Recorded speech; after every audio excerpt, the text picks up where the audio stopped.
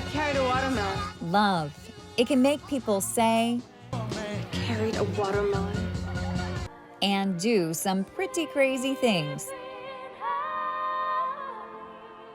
We might think that our behaviors as a species are interesting, and if anything like my family, sometimes a little bit weird when it comes to courtship. You know, how many of us have not been embarrassed by how our father is trying to impress our mother at the kitchen table? Save the neck for me, Clark. But the things that bugs do make us look plain and boring. Here's just one example. Some of these moths at the butterfly house will emerge without any mouth parts, so they can't eat. They have just one job: find a female and mate before they die. And moths are masters of chemical romance. Fortunately, males do have huge furry antennae to receive those chemical messages from females. Moths, females will secrete a pheromone that can attract males from nearly 30 miles away. If he's lucky, she's a few meters away. If he's unlucky, she's 28 miles. He's got a bit of a flight to go, and his hope is that he gets there before any other male does, following that pheromone trail. Some predators have keyed in on this fact that those pheromones are irresistible. There's types of spiders that actually can produce the moth mating pheromone to attract male moths to them.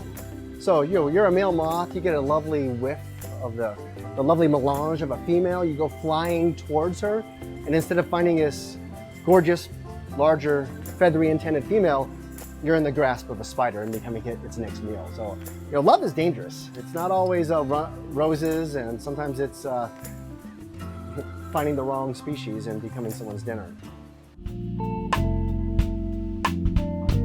Some bugs try to buy their way out of treacherous mating situations with large gifts. We probably hear a lot about the praying mantis, and most of them know that sometimes mantids, especially the male mantids, literally lose their head in the courtship ritual. So the females will eat the male, provides her with nutrients so she can give those nutrients to the babies. It's not always the case. It's not fait accompli that if you're a male mantis that you're going to lose your head in mating, but it's not uncommon.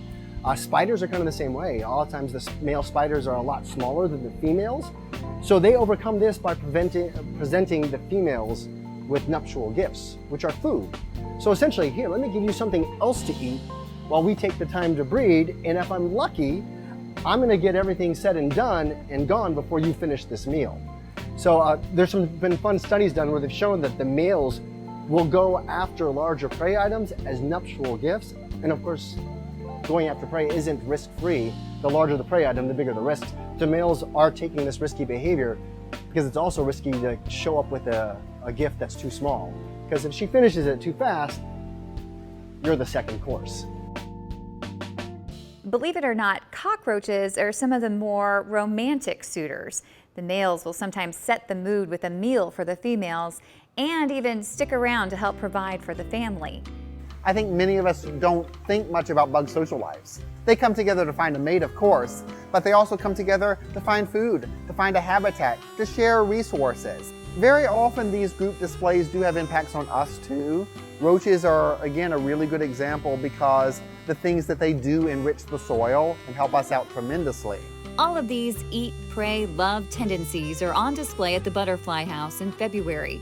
Plus, it's releasing thousands of these big, bright blue morpho butterflies. More than we have at any other time of the year. As a part of its Morpho Mardi Gras.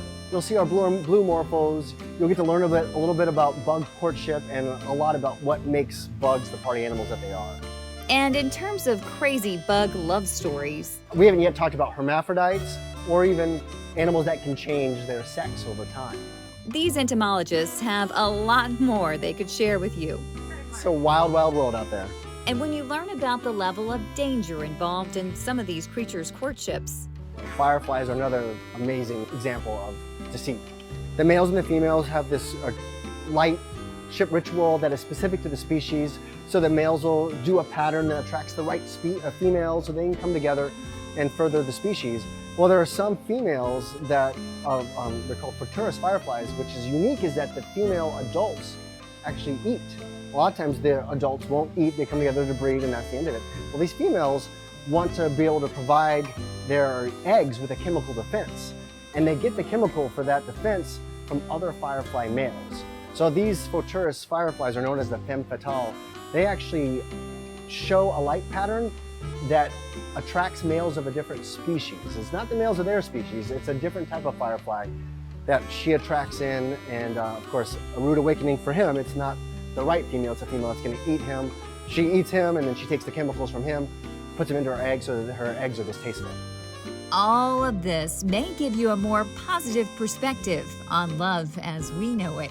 We appreciate being a human a lot more, because as complicated as dating is for a male, I never worried about getting my head bit off, never had to worry about losing any body parts, or the female just straight up eating me. And while my gifts were present, they weren't maybe as necessary as they are